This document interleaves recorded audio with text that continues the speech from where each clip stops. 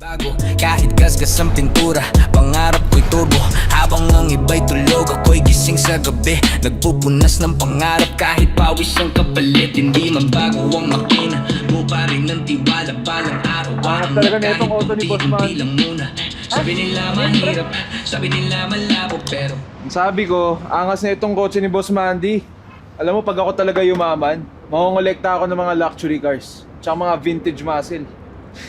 Paano ko mangongolekta? Tsaka, saan mo rin igagarahe? Wala ka namang bahay. Matik na yun, pre. Pag yumaman ako, may mansyon na ako. Tsaka mga gandang babae, iba-iba gabi-gabi. Lakas mo ah. Pero sige, support kita dyan. Teka, pero paano? Napaka-happy-go-lucky mo. Dami ng dumang opportunity sa'yo. Di mo naman pinapatos. Pag-asenso kasi yung goal, pre. Anong gusto mo? Gumaya ako sa'yo. Apply ng apply sa barko, lagi naman na-de-deny. Huwag na, uy. Chill lang ako. Tsaka mahusay naman ako eh. Efas lang sa mga hassle sa buhay. Ito na yun. Diba? Tamang grind lang. Tsaka tamang hintay sa swerte. Kaya tamang himas ka lang din muna sa auto ng iba. Kailan ka magkakaroon ng sayo? Sinisimulan mo lang naman yung mga bagay-bagay, di mo naman tinatapos. Tiyaga ka rin kasi, pre. Dahil mong ebas. O siya, pre. Alis muna ako mamaya. Magdi-deliver ako ng moto parts. More racket, more money. Bahala ka dyan.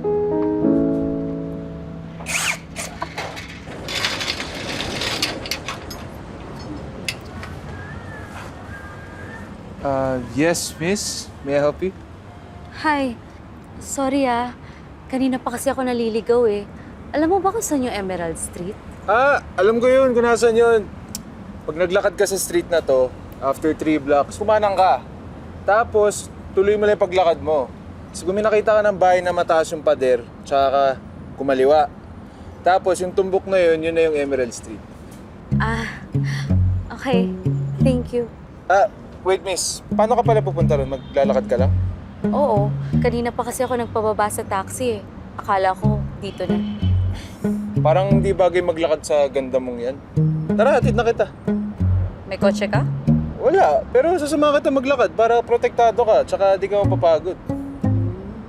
Wag na. Kaya ko na yung sarili ko. Thanks sa offer though. Teka.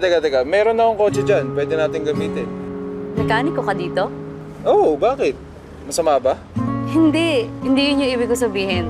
Ano lang kasi... Never mind. Wala. Okay na. Sure Sige. ka, ha? Ayaw Una mong na patid ako. sa akin? Sure ka? Sure. Sure ako. Minsan lang ako mag-atid ng EAB. Sayang naman, wala mag-atid sa yung napaka-cute. Thank you.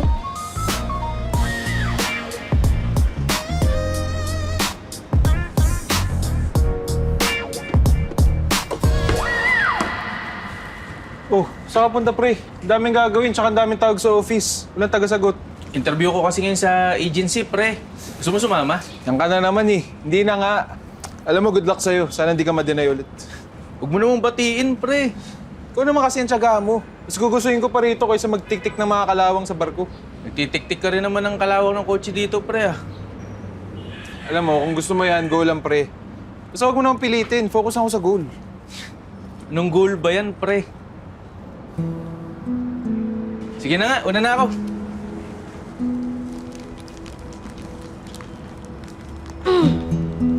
Oh, miss. Nandito ka. Naligaw ka ba? No.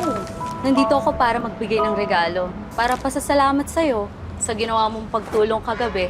You know, for giving me directions.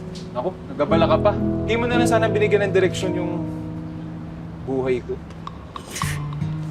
Tawa ka pa. Porque mekaniko lang ako. Di mo man lang tinanong kung kaninong shop to. Sa'yo? Oo, sa akin. Pinundar ko to gamit yung mga kinita ko nung nagsisiman ako. Tsaka mahilig na talaga ako sa sasakyan. Bata pa lang kasi ako. Bumibenta na ako ng mga motor parts. Eh di, ang ganda rin siguro ng kotse mo. Oh, eto. Yan ang sasakyan ko. Impressive. Ikaw lang naman kasi. Ayaw mo naman kasi ako i-date eh. Agad-agad? Date? Fruit basket muna. Salamat. Sarap na ito ah.